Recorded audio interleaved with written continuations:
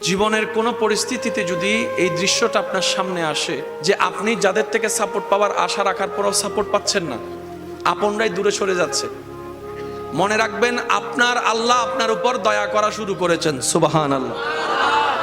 ওই বিপদ থেকে আপনি যাদের সাপোর্ট নিয়ে উঠতে চাচ্ছেন, রব চাচ্ছেন আপনাকে কেউ না করুক সাপোর্ট, আপনার আল্লাহই স্বয়ং আপনাকে সাপোর্ট করতে চাচ্ছে বলেই মানুষকে দূরে সরাই দিচ্ছে। সুবহানাল্লাহ।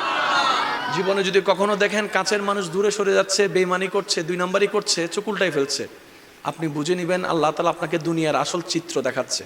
আপনি যেন বুঝতে পারেন আপনার আপন বলতে আল্লাহ ছাড়া, আপনার আপন বলতে আপনার নবী ছাড়া আসলে আর কেউ নাই, আসলে কেউ নাই, আসলে কেউ নাই।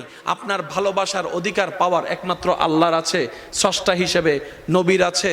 আপনার উম্মত হিসেবে আপনি ভালোবাসবেন আপনার নবীকে, আপনি আল্লাহকে ভালোবাসবেন, আপনার নবীকে ভালোবাসবেন।